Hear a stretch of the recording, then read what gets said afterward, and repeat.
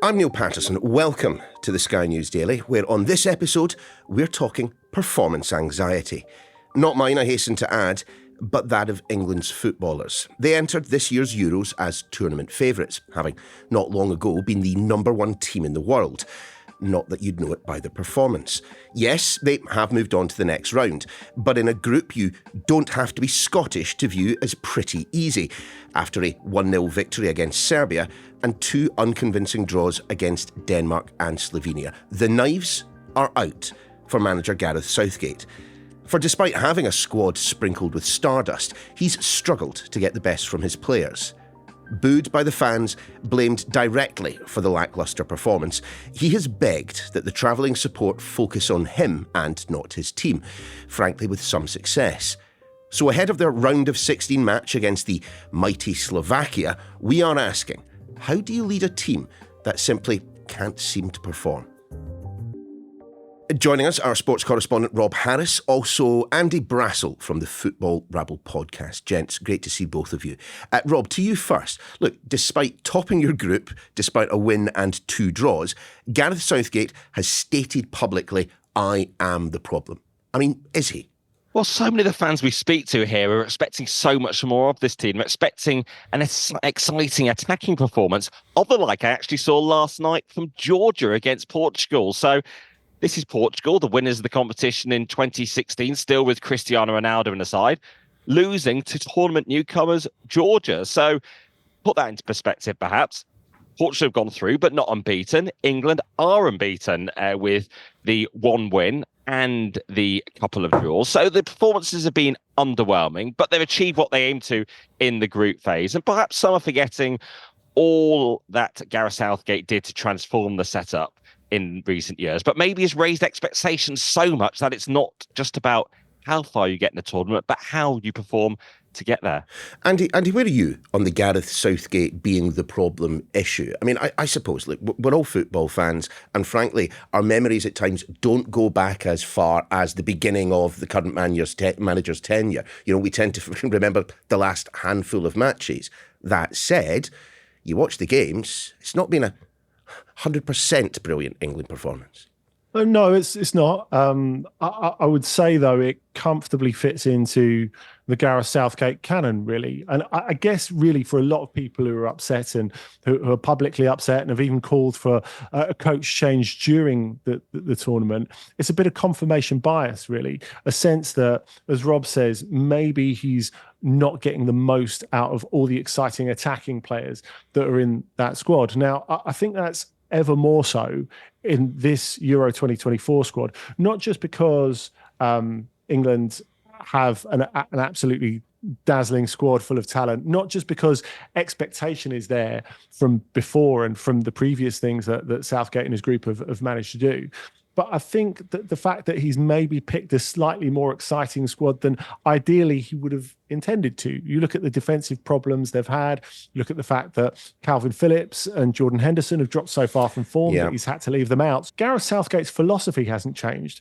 To an extent, just the players that are available and the type of players that are available have changed. Rob, in terms, though, of pointing the finger of blame, which again is one of the favourite activities of any supporter of any international side, particularly Scotland. I mean, you've got to say that the players have to shoulder some of the responsibility as well. And when you look at the way in which Gareth Southgate has dealt with the criticism, holding that press conference, wandering over directly to the England fans as beers are thrown in his direction. I mean, isn't he, in a sense, trying to be the lightning rod for the criticism? It's the players that are feeling the stress, and he's trying to protect them. Yeah, Gareth Southgate very much saying, target me, not the player. He's trying to take some of the heat out of the storm slightly engulfing the team, inflamed by, amongst others, Gary Lineker as a former player turned pundit and podcaster himself. But I think how we see this relationship between Southgate and the fans, it has strained, and it's included things like becoming the first ever England manager to be relegated. That's because only in recent years has such a format existed in terms of the Nations League where you can get relegated. But, just looking at the squad itself, that's where so many players have achieved so much this season. It's Phil Foden, the Premier League Player of the Year. Harry Kane, 44 goals, I believe, in 45 games for Bayern Munich, even though he didn't win a trophy, but making an immediate impact in a new club, in a new country. Jude Bellingham was a Champions League winner and a La Liga winner in his first season at Real Madrid as well. Exhaustion has been used as a reason, but so many players are tired as well. They've gone through the same long European club seasons and that they're coming to these Euros off the back of. Southgate only has a certain amount of time with these players. Andy, would you agree with that there is, to an extent, no way that any of the players, particularly the higher paid and higher profile ones who've not performed at this tournament, that there's no way for them to sidestep the complaints, sidestep the criticism? And of course, can't forget the fact Phil Foden's had to come back, for the birth of his child as well.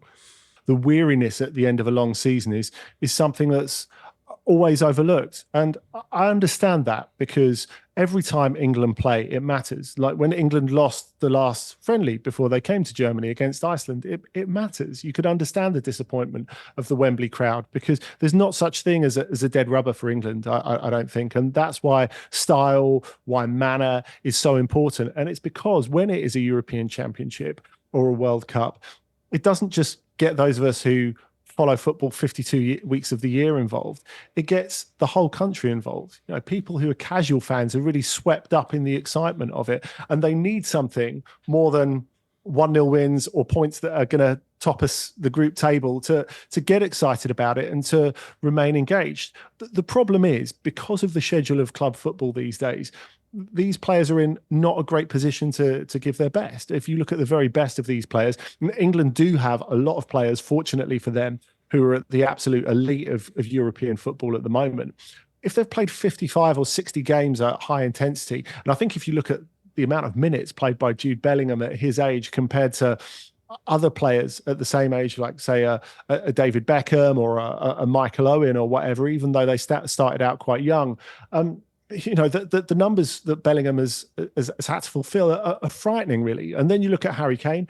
Kane is probably the only person in the England camp, apart from Gareth Southgate, who's received comparable sort of criticism. Of course, he went off injured in the Champions League semi-final against Real Madrid with Bayern Munich with a back complaint that was more serious than Bayern originally thought. They sent him off to be with his personal physician. He never misses a game unless he really has to, and he didn't play again for Bayern this season. I think when people are talking about Kane's mobility, I find it extraordinary that people are questioning his commitment to England and saying, well, he doesn't look like he wants to make the runs. I think he does look like he wants to make the runs. He doesn't always look like he's able to.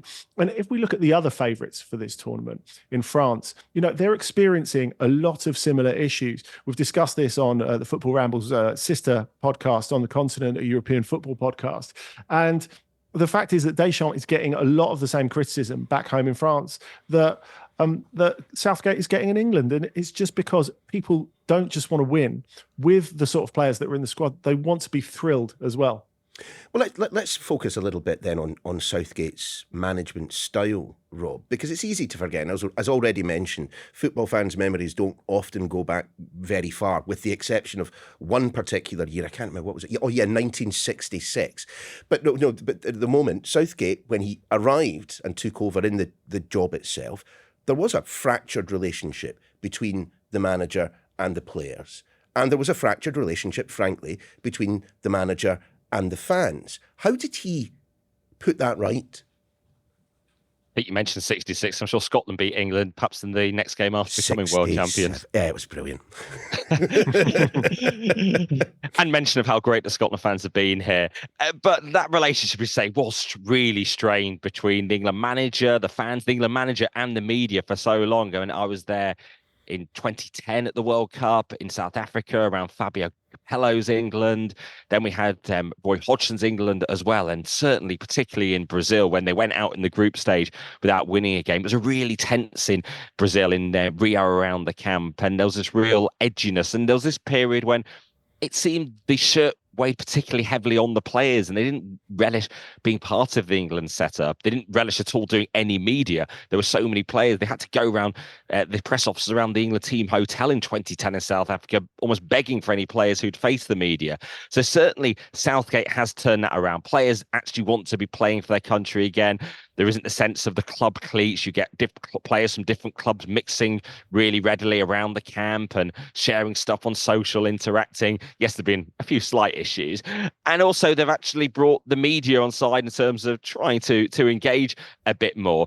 Also a sense of Gareth Southgate was the right manager at the right time, post-2016. Someone who could handle the societal issues, the social issues, and address those has almost become a figurehead of the nation. But I sensed over time he might have found that a bit grating on him, the fact he was always needing to be someone beyond football. If we think back to that period, it was a period of parliamentary strife with Brexit votes, and we were always talking about how Gareth Southgate was sort of bringing the nation back together, keeping it together through football. But above all, it helped with those results, reaching the semi-finals in 2018 at the World Cup, reaching the final in 2021 at the Euros. But all those games, one familiar theme comes back to them all, is the fact England had the advantage in the semi-final in 2018 against Croatia. We were on the front foot in the final against Italy in 2021. Even well in the game in the quarterfinal at the World Cup against France in 2022, and just didn't seize on that position to sort of, to build a platform to win, and ultimately lost those games. I mean, Andy, your thoughts on his managerial style? I mean, it clearly strikes us all, I suspect, as being rather more thoughtful than some England managers that I could mention from the past. But if, as Rob says, you're presented with opportunities like Croatia and you don't take them, I mean, you're working in football. You get judged on your results, don't you? You do. I think it's worth separating Southgate's management style and his coaching style. Those are two separate things. And I think in terms of management, as Rob says, that he's made England a happy, healthy environment, again, is really important. We've seen with past generations, translating elite talent into actual achievement and getting deep into competitions is not a given. It's really, really difficult, even for a footballing nation, an avowed footballing nation like England. In terms of coaching, I have sympathy for the point of view that he could have maybe made changes more swiftly in those games, especially the semi-final of the 2018 World Cup against Croatia and the final in 2021 against Italy at Wembley. I would like to think he'd actually learnt a bit when you get to the quarter-final against France in the last World Cup, where I thought England were excellent. England deserved at least to take the game into extra time, if not to win it. And France look back on that and think, I don't really know how we got through it. You can talk about winning mentality or muscle memory, but really it was a coin toss. It was pretty close. And, we have to acknowledge that the best team doesn't always win in a cup competition. No, true. If we look further back in those games as well, I think striving for the right game management is something that's incredibly difficult. Now, what England have suffered from for a number of years, it's all related to the Premier League, really, and the way that English players play hell for leather when they go into any game. You can't really do that. I mean, we've seen a million England performances where they've performed really, really well for the first 60 minutes and then hit a physical and a tactical brick wall. Now, that's not just a Southgate problem, just like it wasn't a Roy Hodgson problem, just like it wasn't a Sven-Göran Eriksson or a Capello problem. It's a cultural problem. And that is something that he's had to find his way around. And of course, the other thing we have to ask when we talk about, is Southgate capable of this? You'll have people now saying, well, we could fire him in the middle of the tournament, like Ivory Coast did in the middle of the African Cup of Nations with their coach or whatever. Let's get in Jurgen Klopp or Guardiola. The Klopps and the Guardiolas are not available to international FAs at the moment. They're just not. It's too expensive and they want to be in the club game. Thanks, guys. When we return, more on the Southgate years and whether or not they'll soon be coming to an end. Welcome back. We continue with that rarest of things, a Scotsman talking impartially about English football, and specifically Gareth Southgate. Still with us, Andy Brassell from the Football Ramble podcast, and Sky Sports correspondent Rob Harris. Didn't he, Rob? Didn't he create a rod for his own back when ahead of the competition he speaks to a German newspaper and suggests that if we don't win this thing, I'm going to step away from the job. A sense of realism perhaps from him. I actually interviewed him as well ahead of the Euros, and he said, maybe I'll retire if I win the Euros. And that adds to the sense of expectation that he might have reached the end of the road regardless. 8 years is a long time in any managerial job, particularly at international level, having been through so many tournaments. And there has been a sort of thought that around the Qatar World Cup, some thought he might leave then after the quarterfinal exit. But was there a manager available to be able to step in, someone who suitably fit the profile that the FA are looking for, also in terms of the price tag as well? And perhaps over time you don't appreciate what you have. Maybe that's the sense amongst some of the England fans, and maybe you'll only sort of miss him once he's gone, or you just need a fresh set of ideas coming into the team setup. I mean, Andy, do you think, just picking up on what Rob said there, do you think that England fans could ever be satisfied short of winning the Euros, winning the World Cup? I mean, is anything but the top prize something that England fans would ever be sanguine with?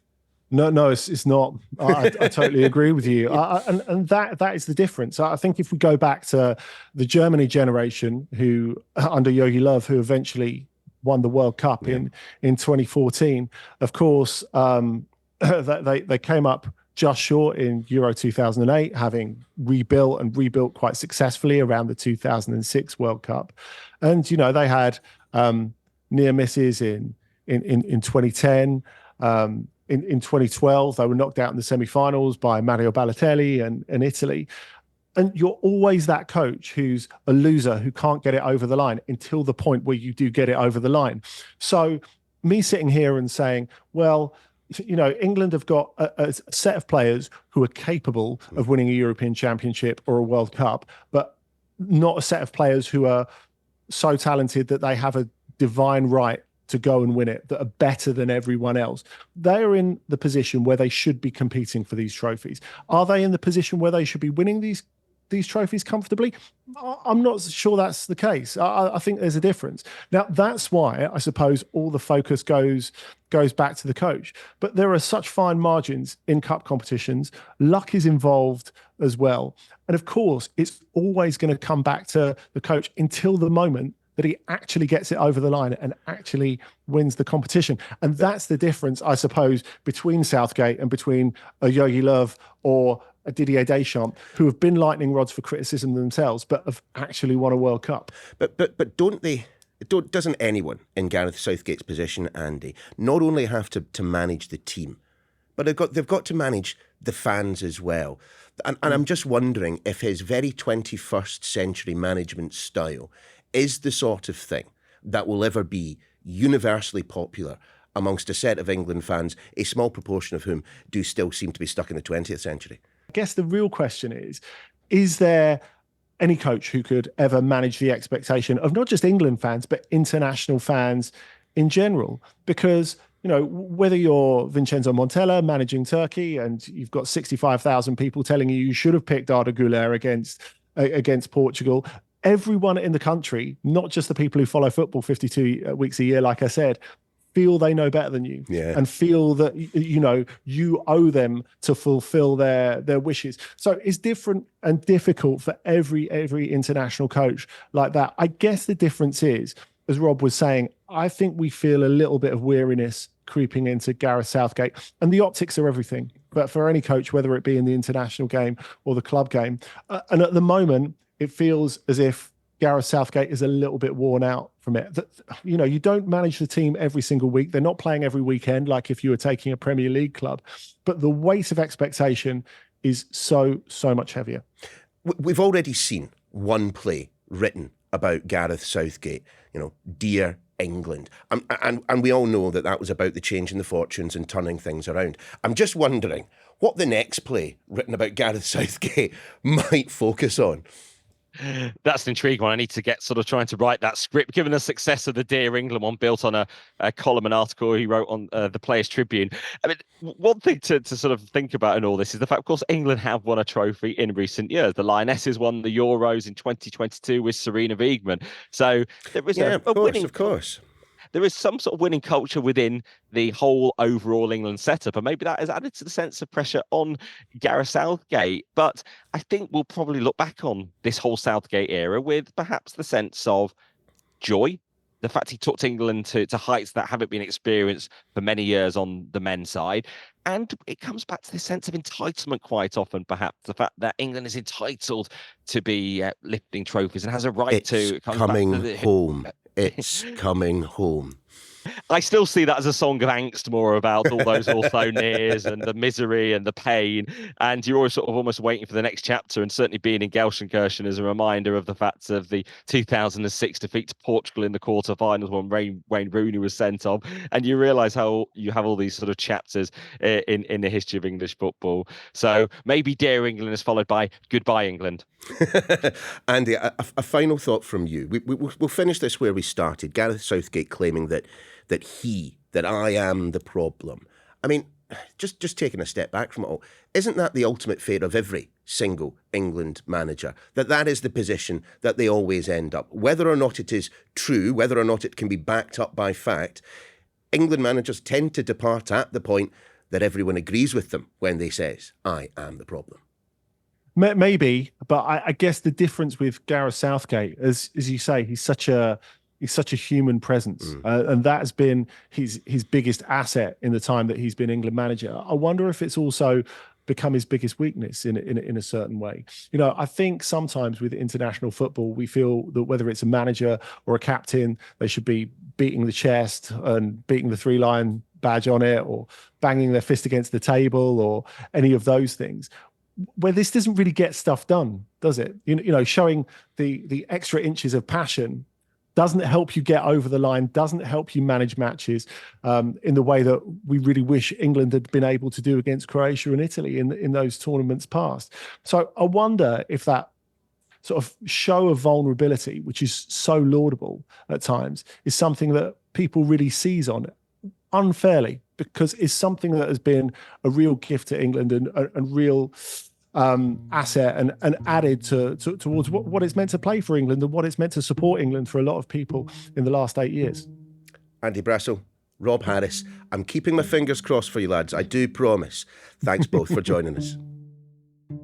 No one, least of all a Scot, would suggest that being England manager is easy, nor that English fan expectation often exceeds the team's potential. But that's just simply not the case on this occasion. England are, on paper, one of the world's best teams, easily. It's just unfortunate for Southgate that the game happens to be played on grass. Football is a funny old game, right up till the point that the fans aren't laughing anymore. That's your lot for this edition of The Daily. We'll see you again soon.